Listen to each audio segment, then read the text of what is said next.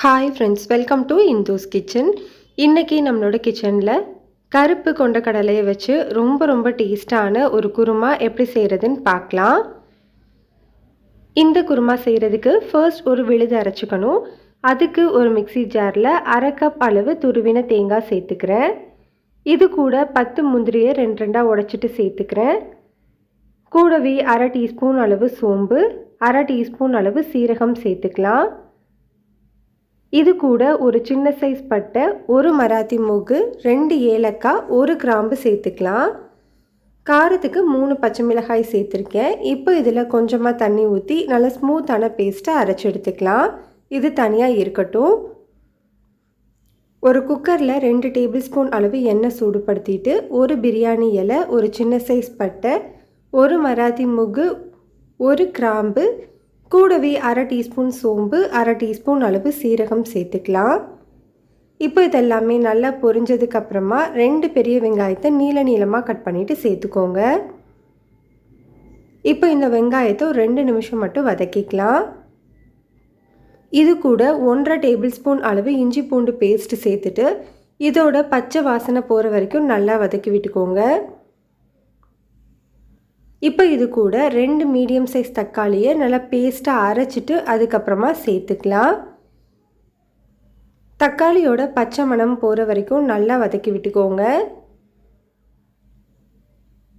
இப்போ இது கூட 1/4 டீஸ்பூன் அளவு மஞ்சள் தூள், காரத்துக்கு 1 டீஸ்பூன் அளவு தனி மிளகாய் தூள் சேர்த்துக்கிறேன். கூடவே 1 டீஸ்பூன் அளவு தனி மல்லித்தூள் சேர்த்துக்கலாம். இப்போ இந்த தூளோட பச்சை வாசனை போகிற வரைக்கும் நல்லா வதக்கி விட்டுக்கோங்க. நான் இன்றைக்கி மெஷரிங் கப்பில் 1 கப் அளவு கருப்பு சுண்டல் எடுத்து நல்லா குக்கரில் வறுத்துட்டு அதுக்கப்புறமா ஒரு 3 கப் அளவு தண்ணி சேர்த்து 3 விசில் வச்சு வேக வச்சு வச்சுருக்கேன். நீங்கள் கருப்பு சுண்டலை நல்லா ஒரு 8 மணி நேரம் ஊற வச்சுட்டு குக்கரில் 3 விசில் வச்சுட்டு கூட சேர்த்துக்கலாம். சுண்டல் ஒரு 80% வெந்திருந்ததுனாலே போதும், மொத்தமாக வெந்துட வேண்டாம். இப்போ இதை மசாலாவோடு நல்லா கலந்ததுக்கப்புறமா நம்ம சுண்டல் வேக வச்ச தண்ணி கூடவே இன்னும் 1 கப் அளவு தண்ணி, மொத்தமாக 2 கப் அளவு தண்ணி சேர்த்துருக்கேன். சுண்டலில் ஏற்கனவே உப்பு சேர்த்து தான் வேக வச்சுருந்தேன். அதனால் இப்போ இந்த குருமாவுக்கு தேவையான அளவு உப்பு 1 டீஸ்பூன் கல்லுப்பு சேர்த்துக்கிறேன். இப்போ இது ஒரு 3லேருந்து 4 நிமிஷத்துக்கு நல்லா கொதித்ததுக்கு அப்புறமா நம்ம ஏற்கனவே ரெடி பண்ணி வச்சுருக்கிற தேங்காய் விழுது சேர்த்துக்கோங்க. மிக்ஸி ஜார் கழுவிட்டு கூடவே 1/2 கப் அளவு தண்ணி சேர்த்துட்டு இதை நல்லா கலந்து விட்டுக்கலாம்.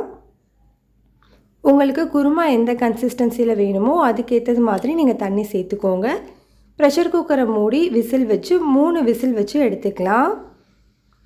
3 விசிலுக்கு அப்புறமா ப்ரெஷர் எல்லாமே தன்னால் அடங்கினதுக்கப்புறம் ஓப்பன் பண்ணி வச்சுருக்கேன். நம்மளுக்கு சூப்பரான கொண்டக்கடலை குருமா ரெடி ஆகிடுச்சு. இந்த குருமா பூரி, சப்பாத்தி, சாதம், பரோட்டான்னு எல்லாத்தோடு சேர்த்து சாப்பிடும்போதுமே ரொம்பவே அருமையாக இருக்கும். கண்டிப்பாக ட்ரை பண்ணி பார்த்துட்டு எப்படி வந்ததுன்னு கமெண்ட்ஸில் சொல்லுங்கள்.